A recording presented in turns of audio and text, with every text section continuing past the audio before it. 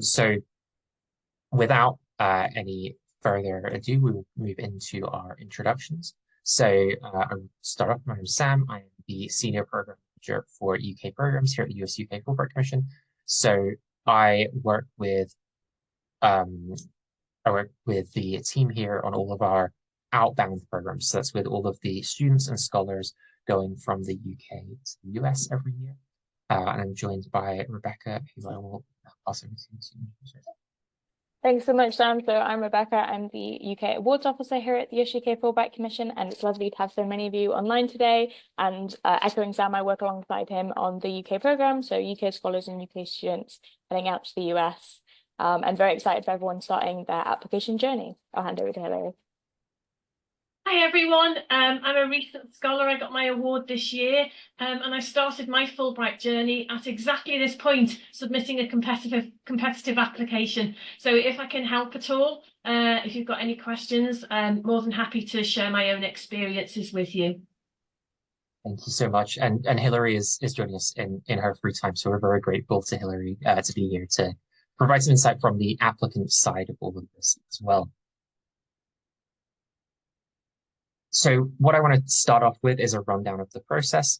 The first thing to say is we are in October. We have about a month to go for the deadline. And what I want to make clear is it might not seem like that's a lot of time. And I imagine a lot of you are probably mid-application process or maybe thinking about future years. But this is still enough time to put together a competitive application. It's not too late to start. You will need to be strategic, but it is doable in this time because we'll go over all of the things that make up a strong application.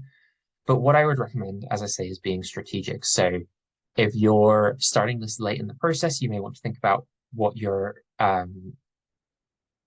way of approaching the application might be. So you might still be writing your proposal up or putting together a academic CV that's appropriate for this opportunity. But all the time you're working on those things that can be done on your own, you might want to be reaching out to potential hosts or referees while you're still writing those things so that you've got them working on their references ahead of the application deadline, because that deadline applies both to referees and to you, the applicant. You have the same deadline. So what you don't want to be doing is spending your month working really hard on your application, getting to that first week of November, and then realizing that you've not had anyone aware that they should be submitting references. So that's one thing you could be doing in this time here. You could be making sure that, for instance, you may have already got a host or been in contact with someone and putting that to the side while you work on your specific research. You may have a proposal sort of ready to go that you just need to shape up to fit our application form. There are lots of ways that you can think about using this time to the best possible standard at this point in time. The other thing to think about is if you are midway through the application process, how are you best going to use the month ahead of you? Could this be used talking to colleagues in the US, working out how your research fits in with what they're doing? Could it be used sharpening up that research application? Could you be looking at our website to understand how grant system differs from perhaps ones you're applying to in the UK or elsewhere in the world? There's lots of ways that you can be using this time, but it's really time is of the essence at this point. So making sure you're getting the most out of it is always going to be rewarding. Our application process has changed a little bit this year. It's nothing too intimidating. It's just that we've introduced a new optional piece of writing, and I will talk about that further through, but that's our reflective essay, and that's brand new for the 2025-2026 academic year cycle. And then you'll need to provide us with a CV, a research proposal, an invitation letter from your host in university or institution, a selection of reference letters. So we currently require 3 letters of recommendation, and then a supplemental form, which you will find a link to on our website. So, as I say, it's really important to be laying good groundwork for your application, whether you're doing it now or whether you're doing it sometime in the future. And I always think the best place to start with anything through Fulbright is on our Fulbright website. There will be some more information on that on a future slide. I'd recommend looking at the page on getting to know us and our values, then looking at different options available to you. So looking at our partner awards versus our all disciplines award. Again, we'll go into that in a little bit. And then also thinking about things like host institutions and what the US and the different universities in the US might offer you as a researcher. Hilary, since you started here at this webinar, but clearly we're thinking about something like Fulbright grant, what was your research process like heading into the writing phase of it?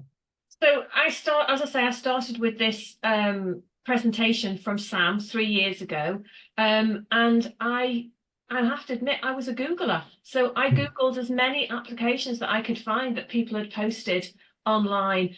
They weren't always applicable for this particular Scholars Award. A lot of them related to the postgraduate route, but they still helped me to get an idea of what people were putting together. So I'd say Google and just get as much information as you can from anybody and anywhere. Once you've got that information, you can then work with it. But it is really daunting starting off if you don't have something to actually kind of have an example to work from.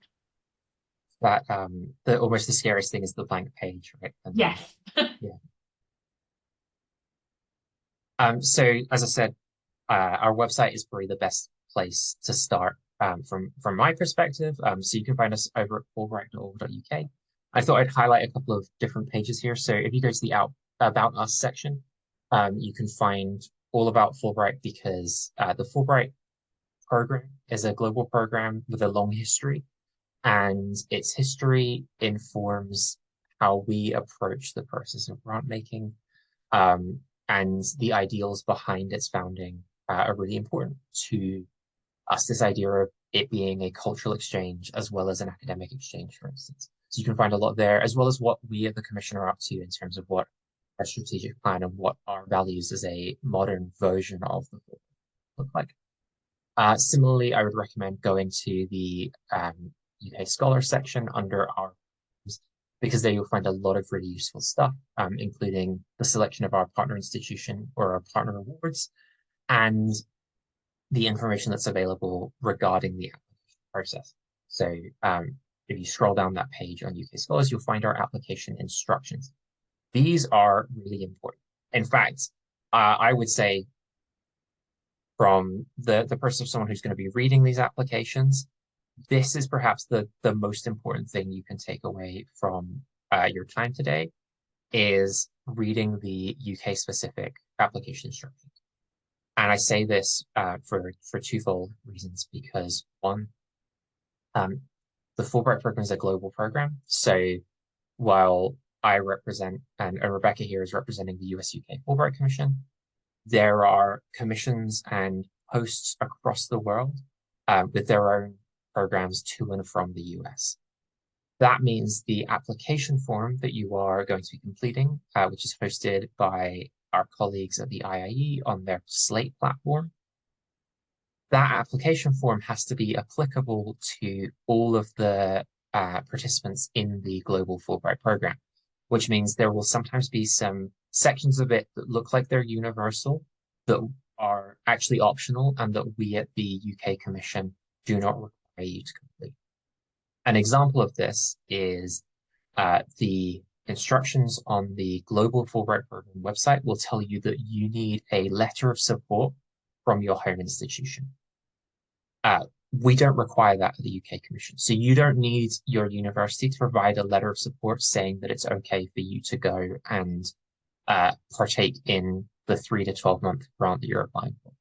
We understand that. So the conversation you're going to have with your university or employer at some point. You can't just up and leave without telling them where you're going or why. But at the same time, we know that this is a really busy part of the year. We know that these applications take a lot. And so getting something signed from your university could take a little bit of time. So it's something that we know you will need in terms of that permission to take this time out, but don't worry about getting it into your application right now. Whereas the global form will tell you have to. You will still be able to submit without it, and we won't mark it against you if it's not included in your application. However, on the other hand, we now have our optional reflective essay, which the instructions on the global program won't have anything about. So by going to the website here and finding our application instructions, not only will you find out about all of the materials you need to include in your application, but you'll find some guides about what we expect all of those to look like. And that's the second reason that I think this is really important. We're not trying to hide anything. There are no tricks in this process. And these application instructions do lay out everything that we're looking for in our application. There's even a checklist at the end for all of the things you should be including in your application form. It has a link to the most up-to-date version of the application form and a link to our supplemental form. So all the way through, these application instructions are going to be your best friend in terms of making sure you're completing a strong application. And so if you take nothing else from this webinar tonight, and I hope you take more advice than just this, but if you take nothing else from this, make sure you've read these and you have them available to you when you're completing your application. The other part of our website that I wanted to point to is our partner awards. So for the UK Scholar Program this year, we have 7 partner awards open right now. And partner awards represent a different path somewhat through this process, in that they will sometimes require extra application materials, and we'll talk about that as we get to them. But also, in some ways, they might represent a way of making yourself more competitive than applying through the all disciplines category. Because the all disciplines category is so broad, it's also the one that attracts the most applications because there are no restrictions on discipline or host institution. Whereas with our partner application, our partner awards, because you can apply to be partnered with a specific institution here, or some of them have specific disciplines that they require you to make applications within, it's perhaps a little easier sometimes for your application to stand out because it will be a little bit more niche in terms of who is able to apply for these different awards. So here we have the split between institution-specific and discipline-specific, with the award here, the Fulbright Stephen Lawrence Award, being a little bit different because it's kind of both. Our Elon University Award is partnered with Elon University in North Carolina. It's a small university focused primarily on teaching and experiential learning. We've been partnered with them for a number of years, and our scholars that go there always have fantastic experiences. The Elon University Award, much like the Rutgers Award, also offers a little bit more than a standard Fulbright Award does, because not only are you getting your grant payment, but both these universities have international housing that our scholars are offered, and you are immediately part of a faculty community at these universities because we've worked with them, in the case of Elon, for a number of years. So we have colleagues there that are very familiar with us and the program and the way that it works. Elon University, as I say, very focused on teaching. So Fulbrighters who are hosted at Elon will be expected to do some teaching for that semester or academic year. So if you are someone who's really interested in teaching or pedagogical research, Elon University might be the perfect place for you. So as part of your application, you will need to submit a syllabus of a course that you have taught or that you would plan to teach while at Elon. And Rutgers is similar in that regard. So our Rutgers University Newark Award, just within our 2nd year now of offering this. This award is our brand new award, working with Rutgers University in Newark with their very special honors living learning center. It's a brand new pedagogical setup that Rutgers have been working with, that is a community that is based in Newark and is founded around not just learning in the classroom, but learning through, as I say, with Elon, this experiential learning. And they've set up a whole center there that is a live-in community. And the selected scholar will join that community. They will teach some classes there. They will work with other faculty to design a course whilst engaging in their research. And the research here is anything to do with the modern urban environments. There's a lot of different directions you can take that in, but it's a brand new award. We're really excited about it. They're really excited about it. We've got a scholar out there at the moment who's having a fantastic time, and something that I think is really worth into. And then our discipline-specific awards are a little bit more niche again. So we have our Royal College of Surgeons of England Award. This award is open to members of the Royal College of Surgeons of England and is primarily towards surgical research. We have a Royal Society of Edinburgh Award. So this year, the Royal Society of Edinburgh is running a thematic award. So this is for scholars based in Scotland or who are researching material around Scotland. And currently, this award is looking at either climate change, economic research or social cohesion and overcoming polarization. Then we have our Lloyd's Award. So this is for any research in the area of risk. So this is with Lloyd's, the insurance group in London. And they are the ones who sponsor this award. And as I say, it's any area related to risk. And this can be anything from sort of climate risk or things like earthquakes and volcanology through to things like political risk, cybersecurity. There's lots of options here. It's much broader than I think it sounds initially. And then our Fulbright Stephen Lawrence Award. This is an award in partnership with the National Black Police Association and is looking at addressing areas of racial disparity within policing or healthcare, public health, that kind of thing. And this award is partnered with universities in the US. So universities like Howard University, Washington, D.C. University, and the North Carolina Central University host scholar for this award as well. So you get 3 hosts across 3 months, and it's a very unique experience amongst the 3 awards here. And all 3 of those universities are historically Black colleges and universities as well. So really exciting for us to be partnered with those institutions too. As I say, our application this year features a new reflective essay. This is something we introduced with the student awards this year and are working on with our scholar awards as well. The full details of this and what we're looking for are our application instructions. It's only a short piece of writing, just 300 words, but it's a chance to help us know more about you and where you're coming from with your research and your journey into an international experience like Fulbright. Fulbright as an experience isn't just about the research. That is, of course, very important, but it's also a cultural exchange. It's a chance to be immersed in a new country and a new culture. And this reflective essay sort of gives us an insight into that isn't just related to your research necessarily. So it's not compulsory. It's not a particularly exhaustive piece of work. It shouldn't take you too long to put together. But we found with the student application, it just gave us a chance to hear the student's voice within our application. And we hope it would help you put more of your own voices into your applications as well.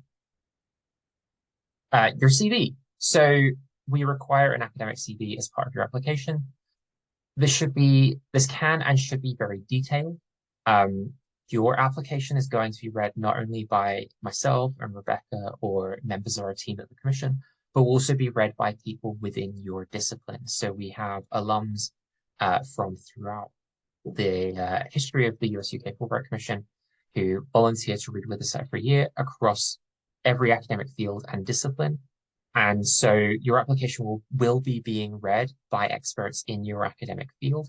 So make sure to include which publications your articles and chapters are in, because that will matter to the academic readers. They will understand the importance of different publications within your field. Talk about the conferences. I know there are different conferences that have different levels of import in different fields. So talk about those. Talk about what you've been teaching. Don't be afraid to be extensive and be detailed here, although stick to the instructions because I believe it's a 5-page limit on this. Again, understand the purpose of it. You're applying for an international grant. So talk about what your experiences, perhaps working with different communities are, or in different areas of the world, or if you have those opportunities before. Talk about the different grants you've applied for. Talk about the ways that you've engaged with civic groups, civic societies, or with your communities, because that's part of what Fulbright is about, the civic engagement side of things. Don't be afraid to highlight where your career already intersects with some of the values that Fulbright finds really important. Hilary, did you make many changes to your academic CV when you were putting together? Yeah, I found the Fulbright CV very different to the normal academic CV, where you literally pour your heart and soul and put everything on it, but not everything was really applicable in this instance. And I tried to highlight the aspects of my publications, or particularly my civic activities, so that it reflected me better as a person. because I do find that the Fulbright is very much about the person. So I think the Fulbright are investing in me as an individual, not just because I've got a good, research field. Yeah, I think that's really key, and I'm really glad you highlighted that, because that comes up not only in our application but also our interview stage, and we take a great interest in the holistic candidate rather than just what have you published so far in your. I think it's also worth noting here that because the awards are open to people in all career stages, everything from people applying for their first postdoc right the way through to people who have had extensive academic careers so far. Please be honest about your CV. We understand this field a lot, this sector very well, so we know that we know what an early career CV should look like versus someone who is very much years into their academic career. So please don't be afraid to put together like an early career CV if you are early in your career. We take that context into account, and we're not going to count that against someone, for instance. So we would like to see the CV that best represents you, your research, and your career so far, and would really hate if someone feels like because they're perhaps earlier in their career and don't have as many publications or big conferences to include, that they shouldn't be applying.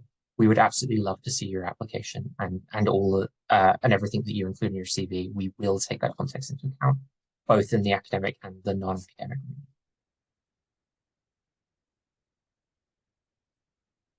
Your project proposal. This is the bulk of your application in terms of what we're reading, and what our academic readers are reading.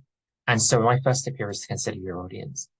You are going to have people who are familiar with your field reading it, so please don't shy away from going into depth, explaining your methodology, talking about the literature review and in depth for that 5 pages that you get, because there will be people who understand what it is that they're reading and will be able to assess this from an academic perspective. But also know that we're reading it too. So we're not experts in your field. We might be, we might have some background in your field, but the likelihood is that we're not experts in the discipline that you're applying in. So maybe include a little bit of a more accessible introduction to your research proposal, so that we're at least able to engage with what it is you plan on doing in the US, and then head into the depth that will be more appreciated by those academic reviewers.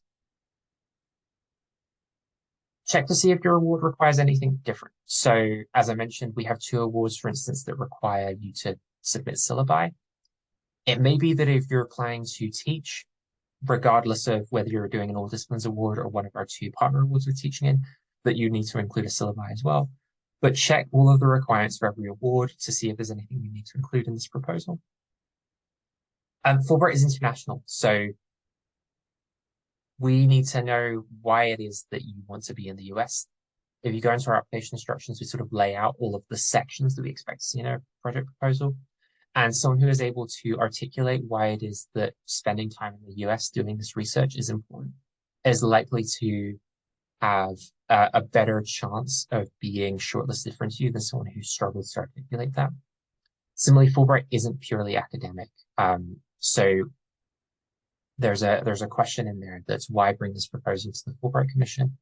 What is it about doing your project through Fulbright that matters to you and matters to this project over doing it through another grant organization or through self-funding, for instance? And then see the checklist in the instructions. So make sure that you've included all of the information that we're looking for. I would say, because of how important the Fulbright nature of this proposal is, if you feel like you have to perhaps leave out a little bit of detail in your in-depth section of your proposal to make sure that you are addressing these questions about why you need to be in the US and why bring this to the Fulbright program, I would make sure that you're doing that, because these really matter to both or to the reading and review stage of the application. Our academic panelists take this into account a lot, so make sure you're reading. They're judging these things in terms of strength of academic proposal, and why it is that this is a Fulbright application as well. You know, our alums come from the background of being both academics and Fulbrighters, so they are very much thinking about both their experience as Fulbrighters and also what makes a good research proposal within their field. Hilary, how did you approach this stage? Well, I started with your instructions, if I'm being perfectly honest. And while I was getting ready for this webinar, I went back to my own materials from when I applied. And it was the guidelines for the proposals. That was what I started with. And I put in all the information that I could into each of the headings. But then I also went into the additional. There's a section, well, there was on the application last year, additional project proposal guidance. And the information that I put down, it was like, almost for me, it was like a checklist to make sure that I was putting in everything that the Fulbright wanted. But when I'd done it, it didn't read very fluidly at all. So I didn't take the order that was presented by the Fulbright. My application didn't go in the order that it was suggested, or, well, you know, that it was written down for the tick list. So I kind of made sure that it was readable and that the structure made sense. And so I kind of included sections that were kind of, I used a quote to set the scene, because I thought that's nice for anybody reading it. And I put why my research was important. I did give academic context, but I was also conscious that you wanted to know why me and why my research in New York with that particular institution and why that was important. So I think it's really important just to follow the guidelines, but then to put it into a document that is very readable, whether it's an academic reading it or whether it's a non-academic reading it. You know, so be sensible with your choice of language as well. You don't necessarily, I didn't hardly had any big words in there. You know, if I'm writing an academic grant off to, you know, the AHRC or the British Academy, I'll use a lot of complicated words, but I didn't take that pathway for the Fulbright. I made sure that it was readable to any audience that got hold of my proposal. So I think just be sensible with your structure and the content. Play to your strengths, but emphasize why you and why where you're going. Yeah, for sure. And I know it can be tough because you talked there about sort of complexity. You know, in some fields more than others, it can be tough to avoid technical language. But there are ways of doing that that are accessible and ways of doing that aren't. I actually think your application is a really good example of this, Hilary, in that even though, as you say, you avoided technical language, your area of research is something that I think unless someone was already familiar with what it is that you look into, just the name of what you're researching might be unknown or confusing. And I think you did a very good job of introducing people to the phenomenon that you're looking at and why that matters. And I think so even with unfamiliarity, you were able to convey, well, here's what this is and why it's important. I think there's a way where people, perhaps even avoiding technical language, it might be helpful to work from the principle of, you might not know anything about this, so here's why it's important. Yeah.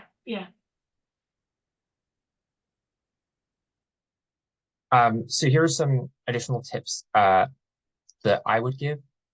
You do need an invitation letter from a university or institution. It doesn't need to have dates at the stage. You will need specific grant dates if successful, but right now, having an invitation letter or evidence that you've been in contact with the institution and they would like to host you is important. And as I say here, if you can't get a letter of invitation right now, at least show evidence that you made contact and that the host institution is excited to host you. And I would also recommend trying to avoid having the person who writes your invitation letter as one of your referees. I think of every part of the application as a data point.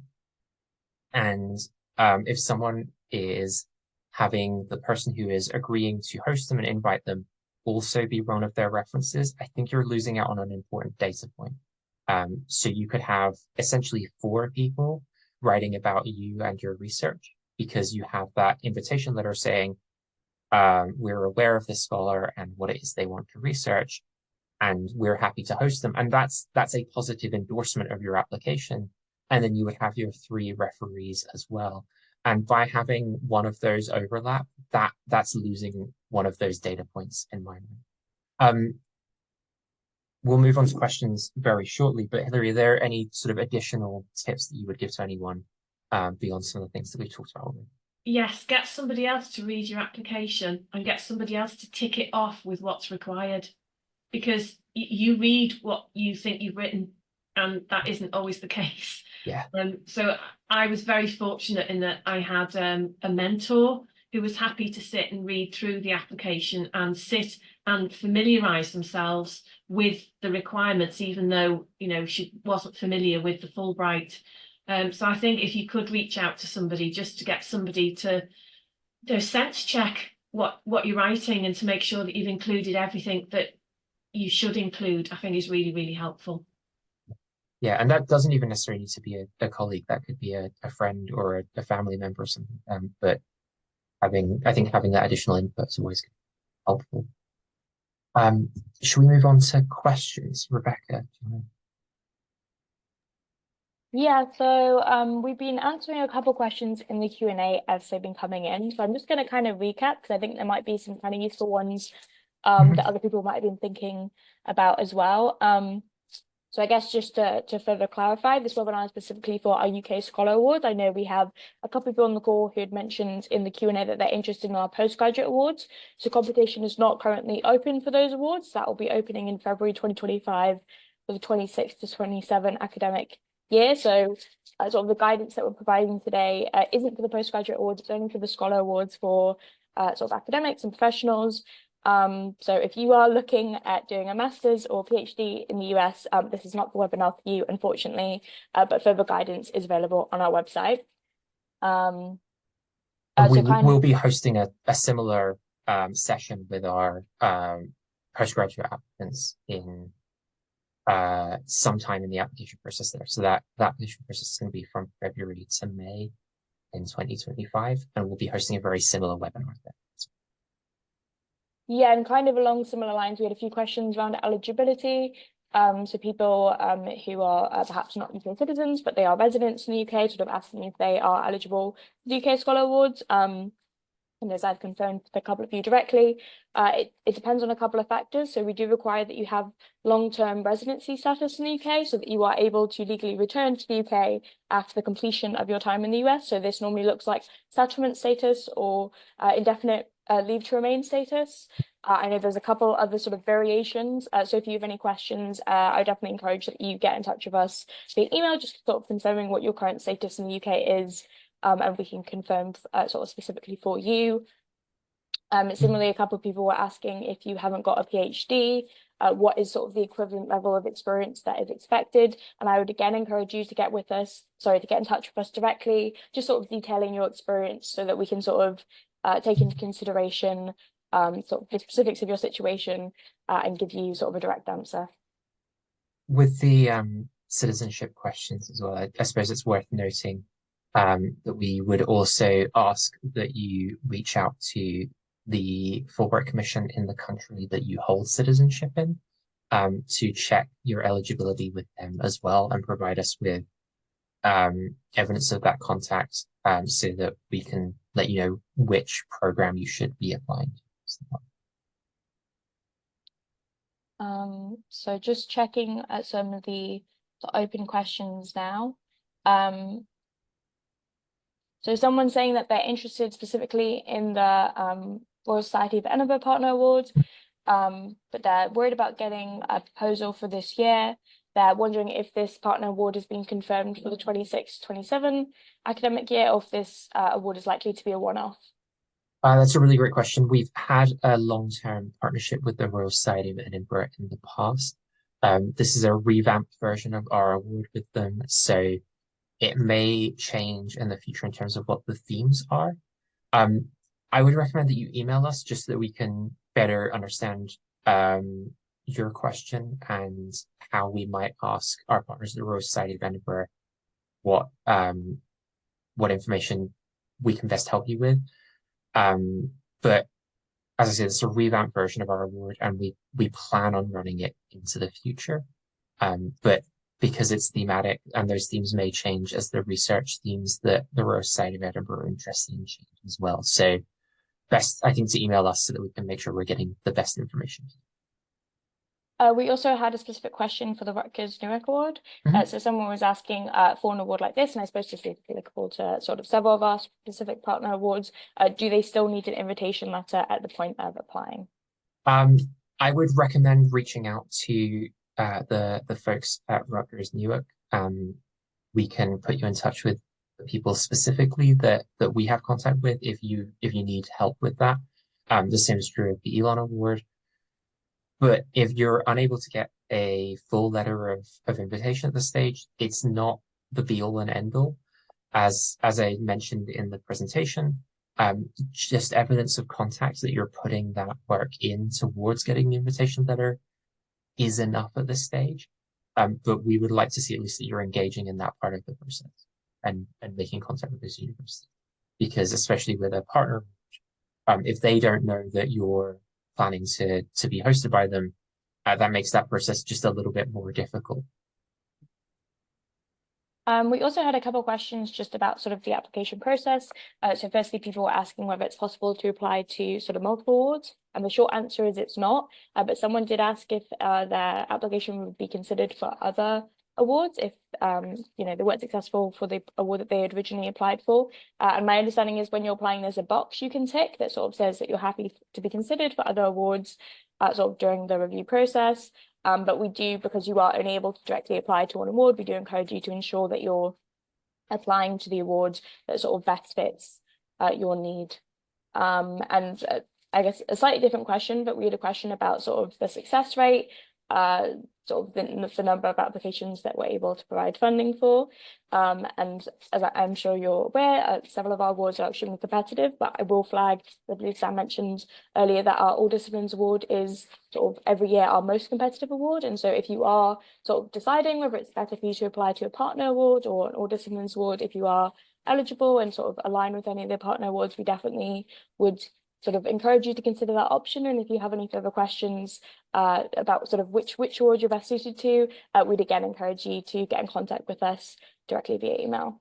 I'd also say I know that it can be tempting to ask questions like that in application processes because sometimes those statistics are useful, but I think often they can be just as off-putting as they are useful.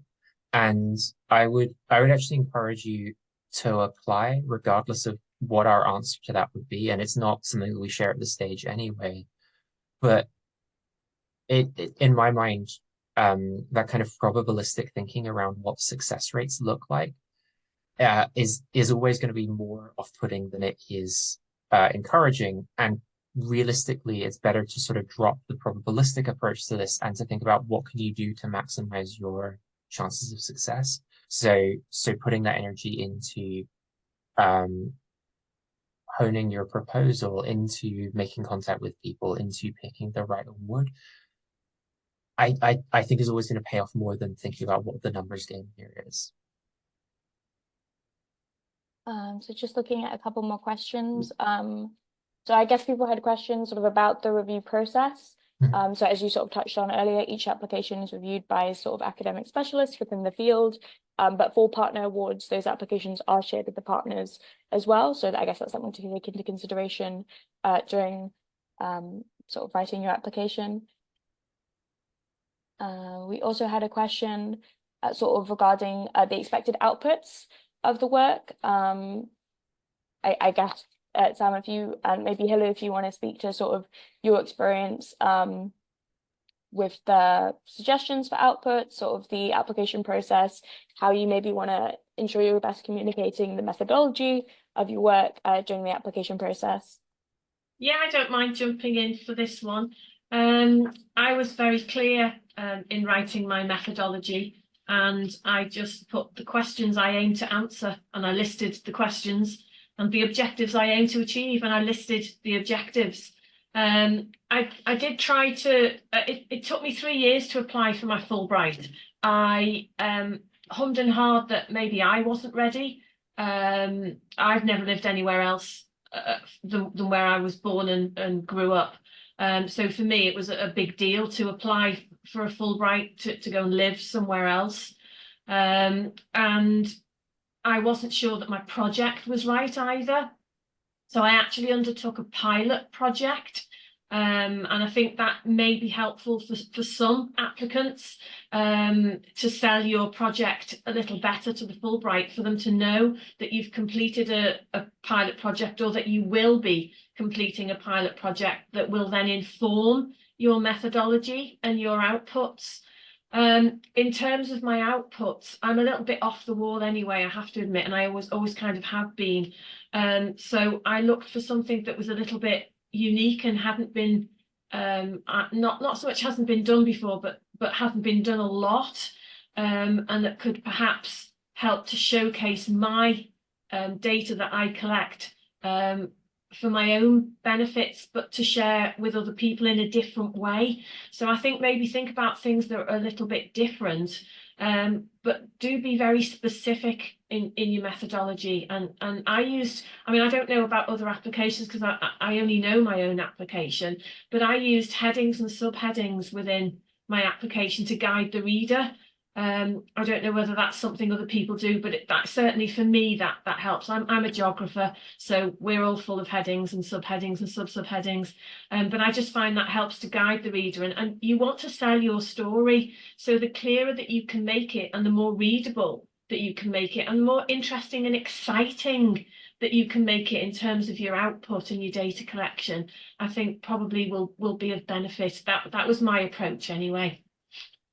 And I think that everything can be exciting. I think there's a real, like, I think there's sometimes a worry that if your field is perhaps overly technical in its language, or perhaps a little bit difficult to see into from the outside, there's a worry that it's quite hard to make what you're doing exciting to read to the non-expert.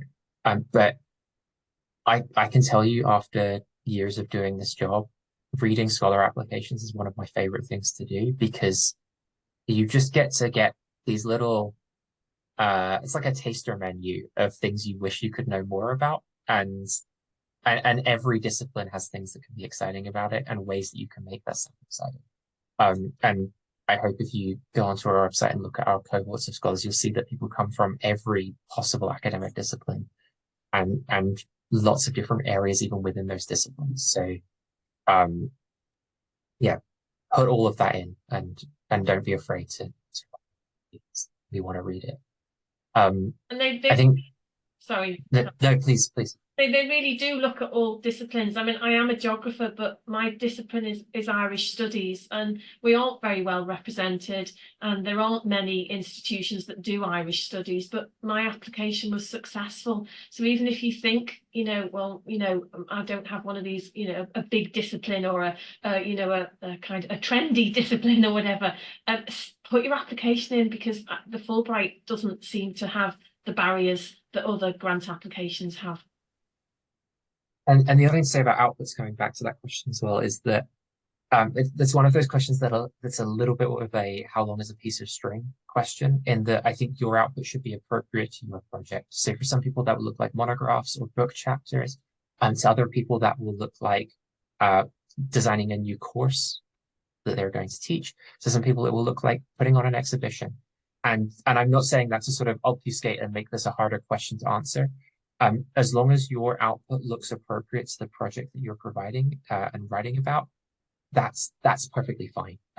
We would much rather that people were honest and realistic about their outputs than promising us the world.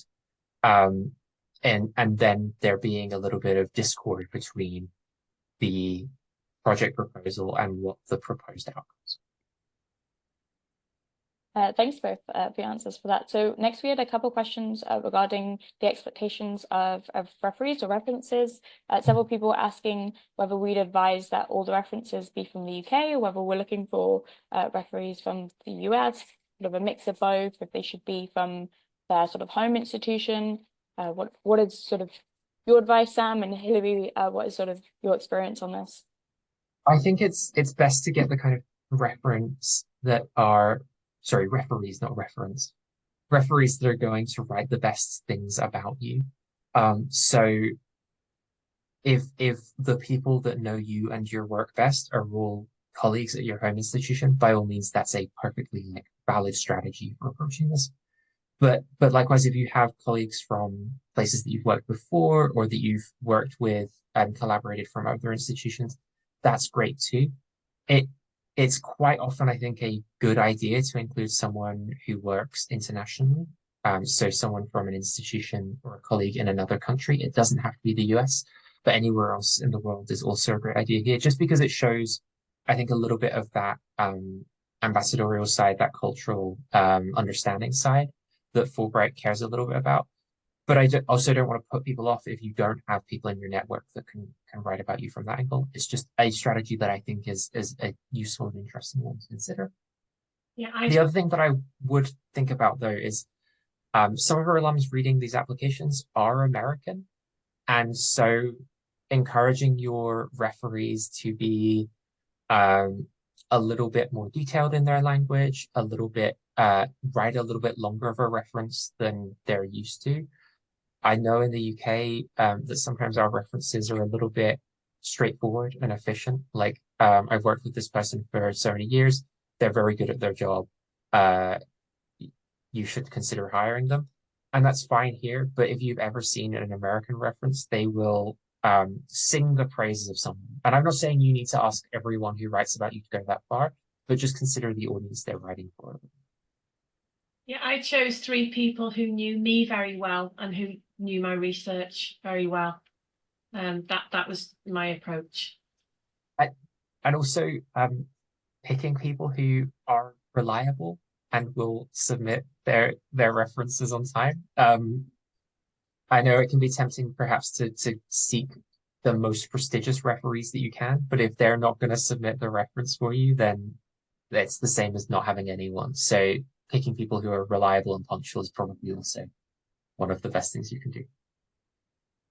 And then possibly a final question, because I expect that there might be sort of quite an extensive answer to it, but some questions around what's the best way of approaching, or sort of your thoughts on the best way of approaching sort of being very US focused and excited to integrate within the community that you're moving to, but also being quite locally focused and, you know, again, that sense of ambassadorialship, wanting to come back and sort of integrate the findings from your experience within your community back in the UK. I think that's really important, but because your work is very community and place focused, Hilary, I think perhaps you'd be best suited to talk about this. I have a lot of within my own research. I do a lot of participatory research, so I work with communities, and I wanted to, because I was going to a new country and to live in a new country, I wanted to very much integrate myself into those communities within which I would be doing my research, but also to broaden my own experiences as well. And I was kind of thinking, you know, about going to America and leaving what I have here at home. And I'm a very keen gardener. And so it was important for me to try and integrate myself into something that I could do with gardening that would help me make new friends, because, you know, I won't know anybody going over to the States other than those that I've been in correspondence with at the institution. And now I will know some Fulbrighters over there as well, because there's quite a few of us in New York. But yeah, I wanted to find ways to make friends, but also to integrate into the community. So I plan to do some voluntary work, either at Central Park or at Battery Park, which are you know, are green spaces within New York, but also to work within the Irish community. through the Irish, through the New York Irish Centre, because they have really good senior programmes. And for me, it's a way of giving to the community, but also getting friendship and supporting myself while I'm there. So that was kind of that's my approach. Yeah, I think it's so important because you are going to be living in a new area, right? You're not. Some of you may have visited the places that you're planning to be hosted in before. Some of you may not have been, but regardless, you're going to be spending a period between 3 and 12 months there. And so I know, and Rebecca knows, and all of us at Fulbright know that you don't just exist in the lab and the archive and the classroom. You are people with lives, and we would expect that community integration wherever you're hosted to look a little bit like what it looks like where you are now. So these are going to be the people that you go running with, and the people that you volunteer with, and the people that you see in your cafe, and that all matters. And that's an important part of cultural exchange, is engaging in the cultural aspect. And I think that's one of the things that is why we're quite holistic with the way that applications are read, and the way our interview process works, because that side of being immersed in US culture is important to what we do. And I think what Hillary said about thinking about how you're going to make friends and find a community while you're in the US, whether that's an explicit part of your application that takes up a lot of your work because you might be someone who works in an area that has a lot of civic focus or participatory work, or just comes through more in your interview and your supplemental materials in your application, like your reflective essay. There is lots of areas to express this, but it is something that really matters to what makes, I think, not just a successful Fulbright application, but a successful Fulbright experience. Well, thanks so much for your answer and for everyone for submitting their questions. I'm aware there's a couple sort of more specific outstanding questions, and if you have any further questions, please do feel free to get in touch with us. I've just popped sort of our program's email in the chat, where you can get in touch with us with any further questions. I was just sort of, I'm sure Sam will echo my thoughts momentarily, but thank you so much, Hillary, for joining us today. I know your insights have been really invaluable. Thank you. Yeah, thank you so much, Hillary. You're very welcome. It's been great having you here and for you to share your experience of both pre-application and application with us. And we have a great evening ahead. And thank you all for attending and for your questions and for engaging with us on this evening. I know it's a long session after work, and I hope you all have a lovely evening ahead of you and a great week ahead. And we'll see you all hopefully soon and read your applications. Good luck, everybody. Bye all. Bye.